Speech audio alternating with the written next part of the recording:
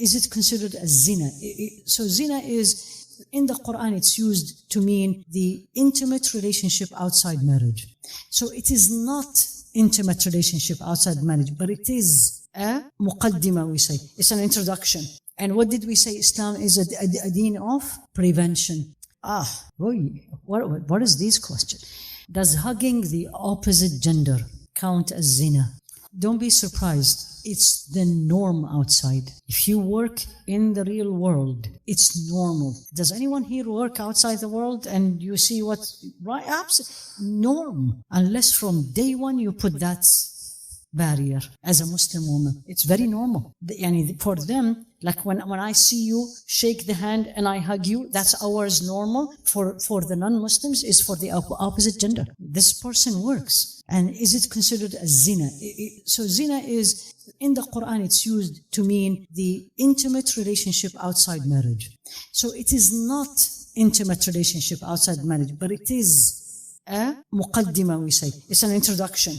And what did we say? Islam is a deen of prevention. There should not be, you should not shake the hands with the opposite gender. What about hugging? But again, don't blame the other part because they don't know. I have to teach them. No, thank you. You do it once, khalas. And I have never seen people get offended, to be honest with you. They just didn't know. I have heard mixed opinion. Okay, we answered that.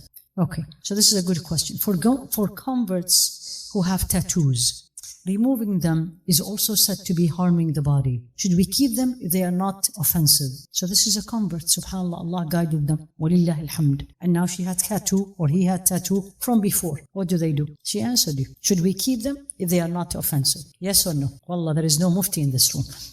The question, it depends. Is moving them harmful? I don't know. She needs to go, not painful, harmful. There's a difference.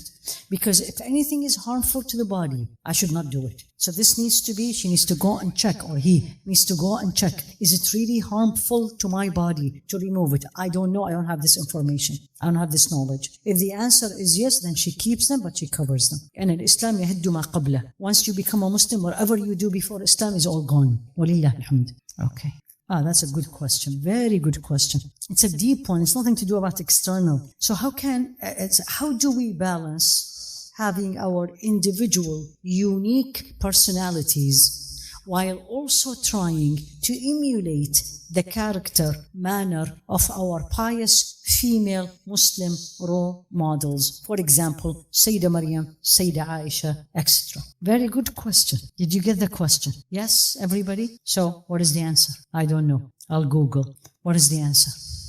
Let me read it one more time. How do we balance having our own individual, unique personalities while also trying to emulate the character/manner of our pious female Muslim role models? Really, that hard? I can't hear you. You don't understand the question. So she says, I have my own personality, but I want to be like Sayyidah Maryam and I want to be like Sayyidah Aisha. How can I do that? But I have my own personality. That's the question. Yes. What's your name, my beauty? Anam, mashallah. Okay, so you didn't find the middle ground yet. That's what your question. May Allah make it easy for you.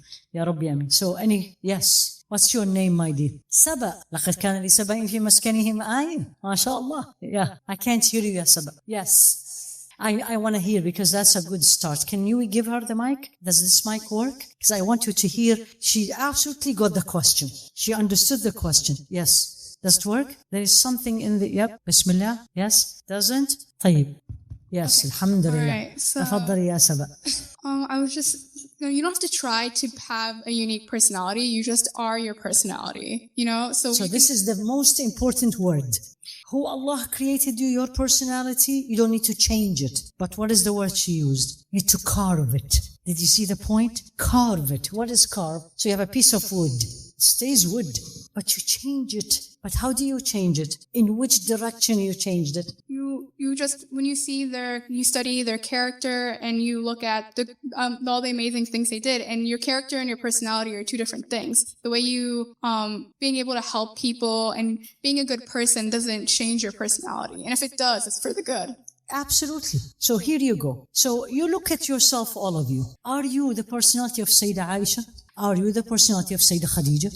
Are you the personality of both? Are you the personality of Salama? Are you the personality of Sayyidah Zainab? Which one you are closer to? You don't have to change everything. Everybody has to be Sayyidah Aisha. Everybody has to be Sayyidah. You can't do that. Where do I look at exactly what you said? I love the word carving. I look at myself. What did Allah give me? Maybe I am like al-ashaj. Allah already gave me modesty. Why do I need to change it? Rabbi lakal hamd. Right? Maybe Allah gave me the sharpness, the smartness of Sayyidah Aisha.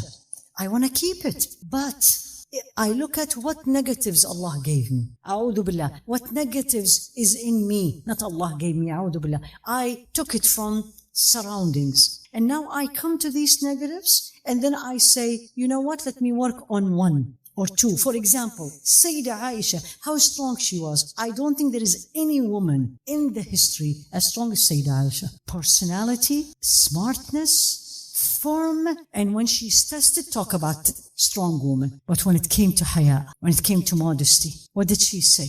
After the Rasul ﷺ died, she was doing tawaf. And you usually have someone with them. So the woman with her says, why don't we move to get a little bit closer to the Kaaba? She said, me, I am going to be in the middle of all these men. That's haya. I want to be this. But also I want to be the strong woman when they accuse me and I am honest, I'm going to stand up for my right. And then my relationship with Allah subhanahu wa ta'ala. So you don't have to change, but you carve it. Remove the negative. But you can't remove anything unless you know what is the negative. So when people come and say something negative to you, don't brush them. Take it. Don't say no. Just listen. And then ask Allah subhanahu wa ta'ala, is it true, Ya Allah? Maybe I'm not saying it. Or maybe they are jealous. Is it true? And if it's true, show me how do I change it. So it's very nice answer, Ya Sabah. And all what I keep is if it pleases Allah subhanahu wa ta'ala.